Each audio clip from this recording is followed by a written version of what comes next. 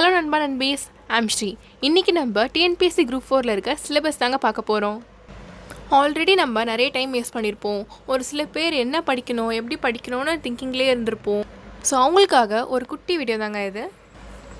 இதை ஃபுல்லாக பார்த்திங்கன்னா உங்களுக்கே ஒரு ரெஃபரன்ஸ் கிடைக்கும். எப்படி படிக்கலாம், எங்கே படிக்கலாம், எப்படி ஈஸியாக படிக்கலான்னு உங்களுக்கே புரிஞ்சிடும். நம்ம சொல்கிற மாதிரி நீங்கள் ஃபாலோ பண்ணி படித்தாலே கண்டிப்பாக நிறைய மார்க் ஸ்கோர் பண்ணலாங்க. இன்னும் 100 days தான் இருக்குது. ஸோ அதனால் 50 days மட்டும் மேக்ஸ் அண்ட் தமிழுக்கு மட்டும் ஃபுல்லாக ஸ்பெண்ட் பண்ணுங்கள். டெய்லி ஷெட்யூல் போடுங்க. 7 hours ஷெட்யூல் போட்டுக்கோங்க. அதை ஸ்ப்ளிட் பண்ணிக்கோங்க. உங்களுக்கு சூட்டபுளான டைமில் ஸ்ப்ளிட் பண்ணி கண்டிப்பாக மேக்ஸ் அண்ட் தமிழை இன்னும் 50 days முடிக்கிற மாதிரி பிளான் பண்ணிக்கோங்க. நம்ம டுடே தமிழ் சிலபஸ் தாங்க பார்க்க போகிறோம். நம்ம சொல்கிற மாதிரி தமிழ் படித்தாலே போதுங்க, நிறைய மார்க் கண்டிப்பாக ஸ்கோர் பண்ணிடலாம். தமிழை பொறுத்தவரை நமக்கு சிலபஸில் கொடுத்துருக்கிறத மட்டும் படித்தாலே போதுங்க. எக்ஸ்ட்ரா இருக்கிற டாபிக்ஸ் எதுவுமே நீங்கள் படிக்கணும்னு அவசியம் இல்லை. சிலபஸில் இருக்கிறத மட்டும் கிளியராக படித்தாலே போதும்.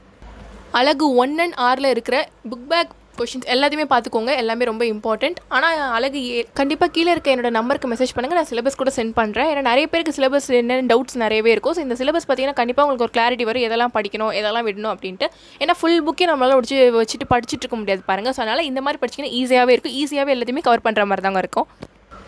நம்ம அப்படி அழகு 7 இருக்கக்கூடிய ஒரு சில டாபிக் பார்த்தாங்க இன்றைக்கி பார்க்க போகிறோம். இன்றைக்கி நம்ம வேலு நாச்சியார் அவங்கள பற்றி தாங்க இன்றைக்கி நம்ம பார்க்க போகிறோம். அவங்கள பற்றின ஒரு சில இன்ஃபர்மேஷன் அப்படி எல்லாமே அதில் கொடுத்துருப்போம். அதில் இருக்கிறத நம்ம ஃபுல்லாக படிச்சுட்டு கீழே ஒரு 25 கொஷின்ஸ் மாதிரி கொடுத்துருக்கோம். அதை ஃபுல்லாக நம்ம படித்தாலே கண்டிப்பாக அட்டன் பண்ணிடலாங்க. கண்டிப்பாக வரும். நம்ம கொடுக்க தினமும் போடுற வீடியோஸ் தினமும் பார்த்தீங்கன்னா போதும், கண்டிப்பாக நிறைய மார்க் எடுத்ததில்ல. கண்டிப்பாக எல்லாத்தையும் அட்டன் பண்ணுற மாதிரி தாங்க இருக்கும்.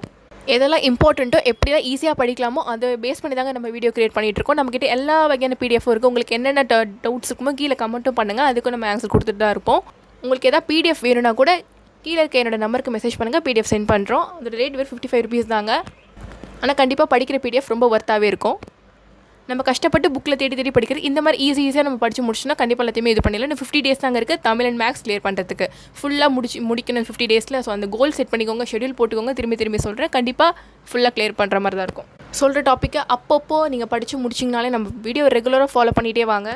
இப்போ நம்ம டாபிக் உள்ள போயிடலாம். வாங்க வேலு நாச்சியாரை பற்றி பார்ப்போம். வேலு நாச்சியார் 1730 முதல் 1796 வரை இளமை. 1730ஆம் ஆண்டு ராமநாதபுரம் மன்னர் செல்லமுத்து விஜயகுருநாத சேதுபதி சக்கந்தி முத்ததாலுக்கு ஒரே பெண் மகளாக பிறந்தவர் தாங்க வேலு நாச்சியார். எனினும் அவர் ஒரு ஆண் வாரிசு போலவே வளர்க்கப்பட்டவர். ஆயுத பயிற்சி பெற்றவர், பல மொழிகளையும் கற்றவர். சரிங்களா? இந்த மாதிரி அவங்கள பற்றின இளமையில் அவங்க எப்படி வேலு நாச்சியார் எப்படி இருந்தாங்கன்றதை பற்றி கொடுத்துருக்காங்க.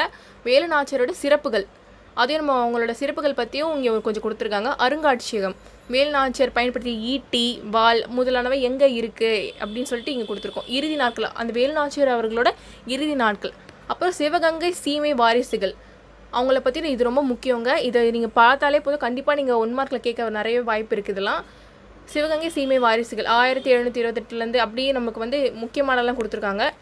விடை தேடும் வினாக்கள். ஸோ இந்த மாதிரி கொடுத்துட்டு இது மட்டும் பார்த்து நீங்கள் புரிஞ்சுக்கிட்டா போதும், படிச்சுட்டா போதும். நீங்கள் 25 கொஷின்ஸ் அட்டன் பண்ணுற மாதிரி தான் இருக்கும். பாருங்கள், 25 கொஷின்ஸ் கிட்டே இருக்கும்.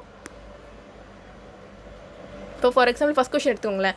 எந்த இடத்தில் நடைபெற்ற போரில் முத்துவடுகநாதர் ஆங்கிலேய படையுடன் போரிட்டு வீரமரணம் அடைந்தார்? அவர் எங்கே வீரமரணம் அடைந்தார் அப்படின்னு கேட்டிருக்காங்க. இதோட ஆன்சர் தோவே இருக்குது பாருங்கள். ஃபஸ்ட்லேயே நான் உங்களோட சிறப்பிலே கொடுத்துருக்காங்க பாருங்கள்.